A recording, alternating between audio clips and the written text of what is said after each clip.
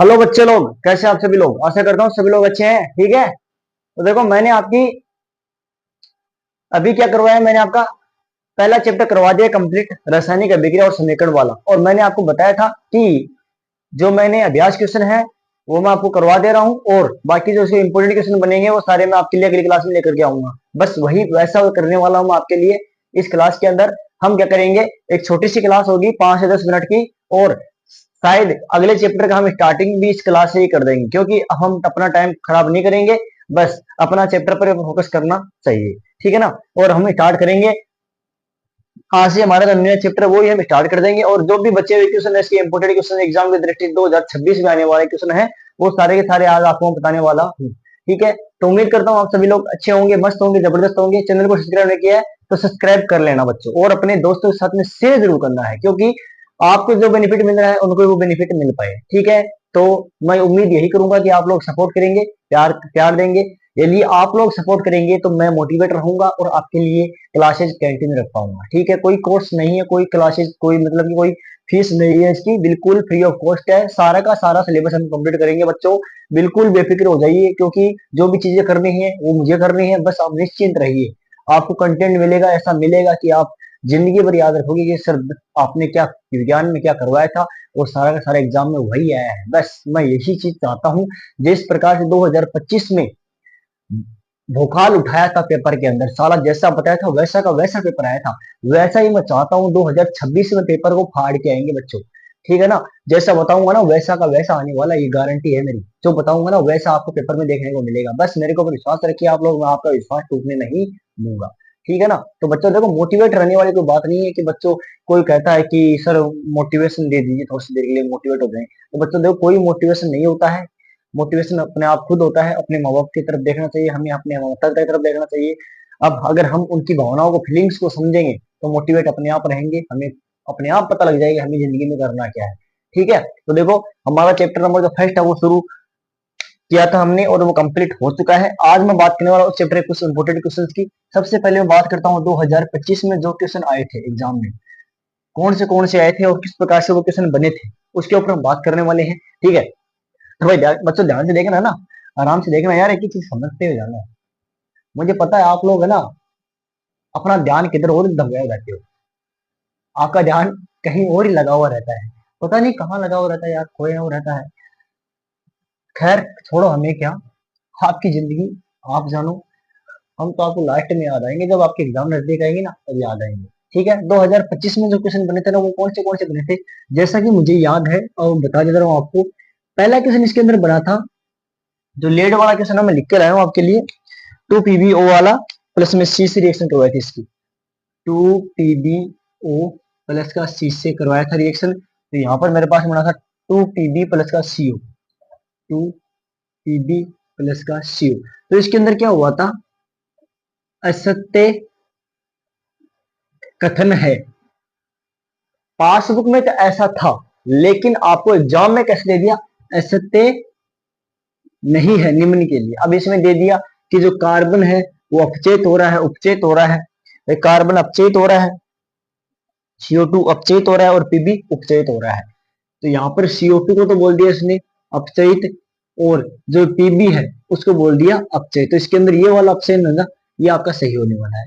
दूसरा क्वेश्चन आपका इस चैप्टर के अंदर से आया था, वो आया था जो आपका मैग्नीशियम वाला। बच्चों मैंने जैसे बताया था पिछले वाले जो बेस था, ऑफलाइन बेस था हमारा, जैसा मैंने बच्चों को बताया था बिल्कुल वही क्वेश्चन आया। मैंने उनको बोला था कि ये जो मैग्नीशियम रिबन वाला है ना, इसमें से क्वेश्चन 100% आएगा, और वो क्वेश्चन आया। मैंने बारी बारी से बोला था कि बच्चे मैग्नीशियम वाली रिबन है ना उसको ध्यान में रख लेना, और वो क्वेश्चन आया, आके रहा वो क्वेश्चन। लेकिन बच्चे ध्यान नहीं देते हैं ना, तो गलती किसके, बच्चों की गलती है, हमारी गलती नहीं है ना। फिर भी देखना बच्चों, रिजल्ट देखना 2025 का, जैसे एग्जाम आएगा ना बवाल खड़ा हो जाएगा, बवाल रिजल्ट आएगा तब देखना बच्चों। आपको दिखाऊंगा मैं, एक एक रिजल्ट दिखाऊंगा मैं आपको, पोस्ट डालूंगा यूट्यूब पे, देखना आप। ठीक है, तो देखो दूसरा क्वेश्चन आया था आपका मैग्नीशियम रिबन वाला, मैग्नीशियम रिबन वाला कि मैग्नीशियम रिबन को हम अगर ऑक्सीजन की उपस्थिति में जलाएंगे तो क्या होगा। अरे क्या होगा रे, बता बता क्या होगा, तेरे को तो पता नहीं है क्योंकि तुमने पढ़ाई है ऐसे है। ठीक है ना। तो पीछे वाले बच्चे को तो पता है कि देखो सुन ले बेटा, बता देता हूँ, टेंशन मत ले, बता रहा हूँ ना मैं।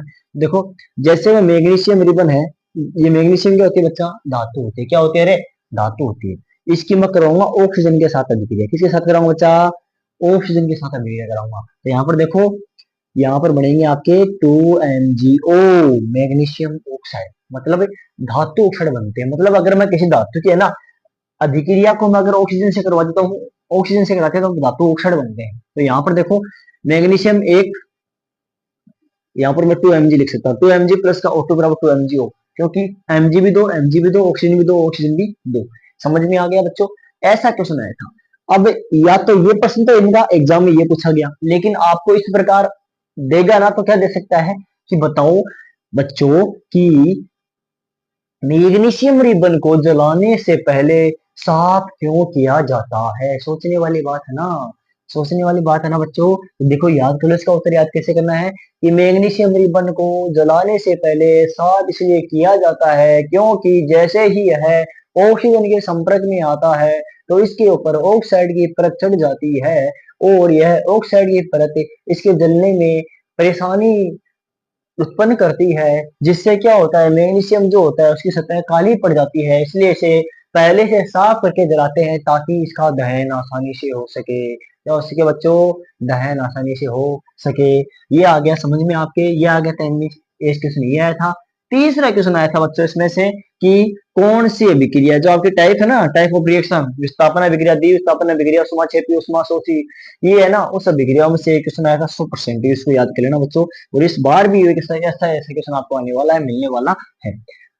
उसकी मैं अभी 100% आपको बोल दे रहा हूँ, ऐसा प्रश्न वापस आने वाला है आपके।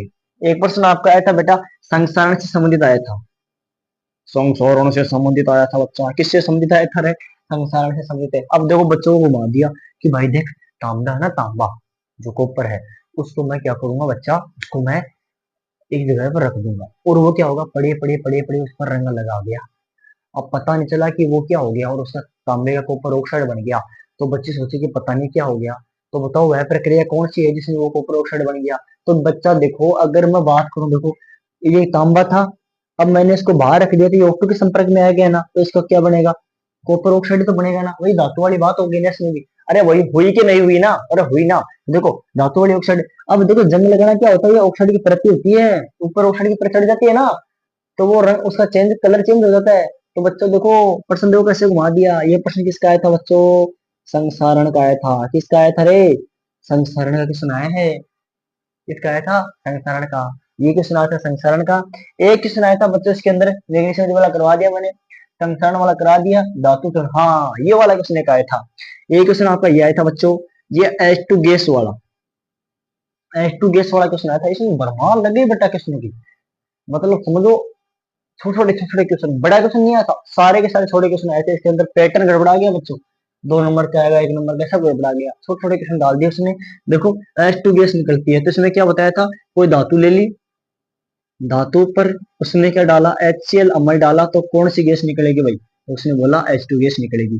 तो ना तो याद रखना बच्चों, ये H2 गैस निकलेगी, ये वाला इन्होंने पूछा था। और इसी इसी गैस से संबंधित वाला जो बिक्कर वाला क्वेश्चन है ना आपका, ये बिक्कर वाला क्वेश्चन नहीं है ना, इसके अंदर जिंक धातु डाल देंगे, इसके ऊपर HCl विलयन डाल देंगे, तो क्या होगा यहाँ पर इससे H2 गैस निकलेगी। ये वाला क्वेश्चन भी आ गया, ये बिक्री वाले पूछ लिया। और इसके ऊपर जो ये लेड वाला है, इसके ऊपर भी वो डायग्राम है ना आपका, ये बर्नर है, इसके ऊपर लेड की जो छड़ है उसको जला रहे हैं, ये वाला क्वेश्चन भी उन्होंने पूछ लिया। देखो बच्चों सारे के सारे जो प्रश्न थे ना, जो डायग्राम थे वो सारे के सारे इसने प्रश्न पूछ लिए हैं। कितना गंदा आदमी है, शर्म नहीं आती है इसको बिल्कुल भी। कम से कम सोचा होता यार कि 7 नंबर का चैप्टर है कि किस तरह से क्वेश्चन लेने हैं। इसने बोला कि वस्तुनिष्ठ दो दूंगा, स्थान दूंगा, दीर्घित्रात्मक दूंगा, ये कुछ दिया ही नहीं रे, छोटे छोटे क्वेश्चन डाल दिए इसने। मतलब अगले को समझ में आ रही कि प्रश्न कैसे दूं मैं, पर टेंशन मत लो, आपको बता दूंगा मैं, है ना, क्या आने वाला है, कहाँ से आने वाला है। इसको छोड़ दो, ध्यान पे जहां से भी बहने दो उसको यार, हम है ना छोड़ देंगे, पेपर को देख लेना आप, यही जो जुनून रखना बस। तो देखो ये था हमारा फर्स्ट चैप्टर का काम तमाम हो गया बच्चों, ठीक है ना। तो निपटा दिया हमने पहला चैप्टर, सही है।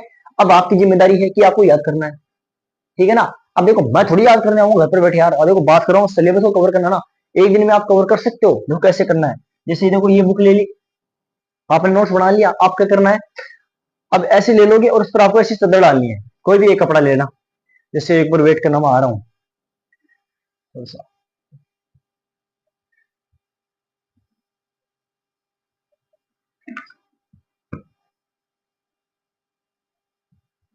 अब देखो, अब क्या करना आपको, जैसे मैंने एक चैप्टर आपको करवा दिया कंप्लीट, कंप्लीट करवाने के बाद में क्या हो गया सर, हमारा एक चैप्टर कंप्लीट हो गया। अब हम इसको कैसे कवर करें ताकि हमें अच्छे से याद हो जाए। तो देखो बच्चों, याद करने का ना मेरे पास एक ट्रिक है। क्या ट्रिक है देखना। अब आप क्या करना है, आप चाहते हो ना उसको 1 मिनट में 2-3 मिनट में कवर करना चाहती हो, तो देखो, अरे हो जाएगा कवर, मैं बोल रहा हूँ ना, तरीका सीख लो यार, सिखा रहा हूँ ना। देखो आपको नोट्स लेने हैं ना, तो चैप्टर है ना, चैप्टर को नोट्स को खोलना है, ऐसे खोलने के बाद में आपको पढ़ना है और क्या करना है, ऐसे कपड़ा लेना है और इसको ऐसे ना ढक देना है। ढकने के बाद देखो बच्चों, हो गया कवर, ऐसे ही कवर करना है। लो हो गया ना 1 मिनट में कवर, आपका चैप्टर कंप्लीट हो गया ना कवर। अरे यार 1 मिनट में घंटा कवर होगा यार, मजाक पे हद हो रही है, अभी पढ़ना शुरू नहीं किया यार, 1 मिनट में कैसे कवर करेंगे, साला समझ नहीं आती आप लोगों को।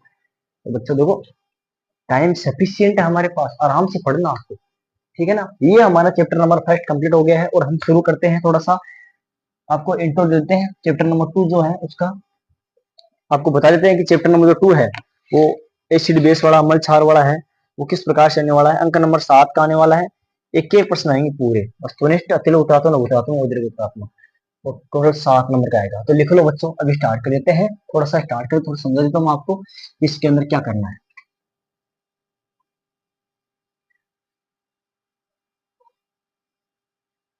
और ना लगे रहना बच्चों, अभी टाइम है हमारे पास में, तो ये मत सोच लेना आराम से बाद में पढ़ लेंगे। अध्याय नंबर 2 है रे, लगा ले, कौन सा है, अम्ल व क्षार।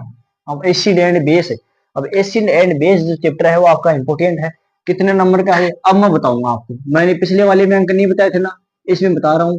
टोटल अंक 7 का आएगा, मतलब कि ये चैप्टर जो है ना 7 नंबर का होने वाला है बच्चों। कितने नंबर का आने वाला है, 7 नंबर का आने वाला है, मतलब 7 नंबर आ गए ना, तो समझो 93% तो सेवन आ गए, बच्चे कितने 93। क्यों, पीछे वाला कौन लेगा, मैं लूंगा क्या पीछे वाला, पीछे वाले के 6 नंबर और जोड़ो, 7 6 13, ये समझो 13 नंबर आपके आ गए। और अभी आप बोलोगे सर हमारे तो नहीं आ रही, अभी तो हमारे तो 7 से 10 नंबर बढ़ा रहे, मैं हूं ना, अरे एग्जाम तक देखना, आप बोलोगे सर 13 नंबर पूरे, पहले तो चैप्टर तो पूरा आना चाहिए हमको, और ये आएगा, है ना, क्योंकि मैं हूं ना आपके साथ, टेंशन मत लो यार। जब मनोज दादा आपके साथ में, दिक्कत कहाँ पे आ रही है भाई, बेड़े टेंशन नहीं लेने का रे, सब करवा दूंगा सब, टेंशन नहीं। इस दिल से है ना वादा है, आखिरी तक साथ दूंगा यार तुम्हारा, बस मेरी उम्मीद मत तोड़ना आपकी। जितना मैं आपके लिए मेहनत करूंगा ना, उतनी सपोर्ट आप मुझे करना बच्चों, क्योंकि अगर आप सपोर्ट नहीं करेंगे, सच्चे बोल रहा हूँ, इस दिल को बहुत बुरा लगेगा यार, ठीक है ना, समझ रहे हैं ना बाकी आप, शानदार है, समझदार हो इसे। देखो अंक 7 का आएगा, इसमें देखो वस्तुनिष्ठ की बात करूं मैं, ऑप्शनल की, रिक्त स्थान की बात करूं मैं, ये रिक्त नहीं आएगा, इसमें आएगा अति लघुतरात्मक आएगा, लघुतरात्मक आएगा और दीर्घ उत्तरात्मक आएगा। मतलब एक तो प्रश्न आएगा इसके अंदर वस्तुनिष्ठ, मतलब ऑप्शनल 1 नंबर का आएगा, अति लघु उत्तरात्मक मतलब एक आएगा, very short question, short question आएगा, इसमें एक आ जाएगा, और ऐसे आएगा इसके अंदर एक, तो कितना हो गया, 3 2 5 2 4, ये 7 नंबर का चैप्टर आपका आने वाला है। अब इसके अंदर बच्चों देखो कुछ नहीं है, बस आपको बताना है कि इस चैप्टर के अंदर कौन सा अमल होता है, कौन सा क्षार होता है। तो मैं आपको थोड़ा सा चैप्टर समझा देता हूँ, इसके अंदर आपको याद कर देता हूँ मैं कि किस चीज में कौन सा अमल पाया जाता है। वस्तुएं, स्रोत और अमल का नाम, अमल का, ये आपको फिर भी याद करना पड़ेगा, तो पहले याद कर लो ना। तो देखो यहाँ पर मैं बोल रहा हूँ आपको, इमली, संतरा या नींबू, टमाटर, दही, चिंटी या नेटल। और क्या क्या बच गया बच्चों?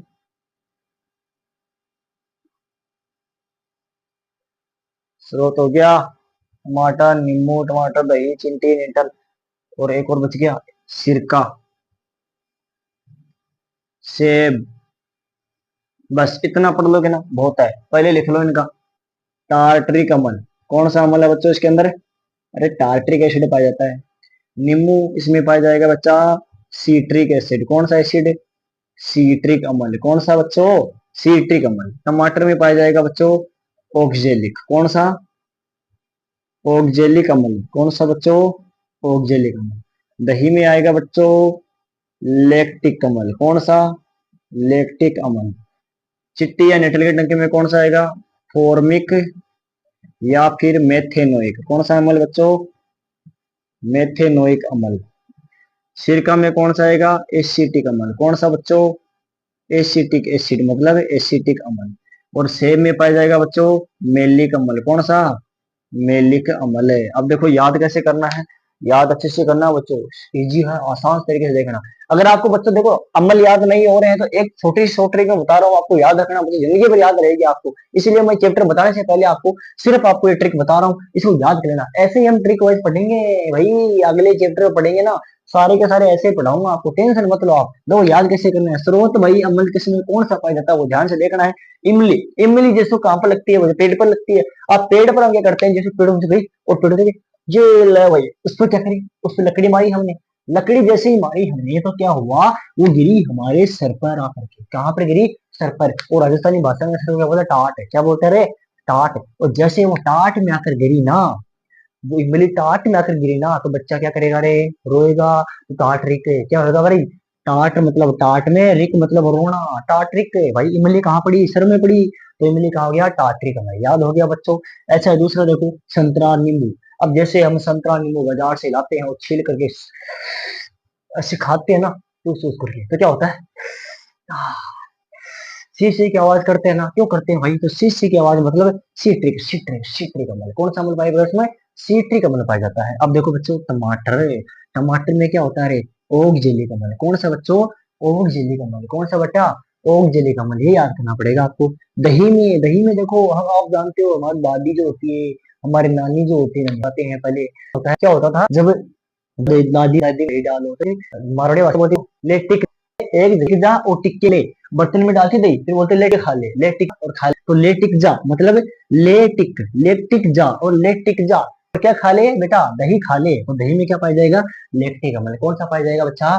लेक्टिक अम्ल पाया जाएगा। चिट्टी या नेटल के डंक में बात करूं मैं, चिट्टी या नेटिक अम्ल में क्या पाया जाएगा?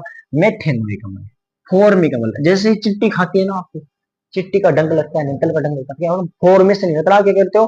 फोर में आ जाते हो, आगे खुजली चलने लग जाती है, फोर में आ जाते हो आप। तो फॉर्मिक अम्ल। कौन सा? फॉर्मिक अम्ल। और मेथेनोइक अम्ल। कौन सी?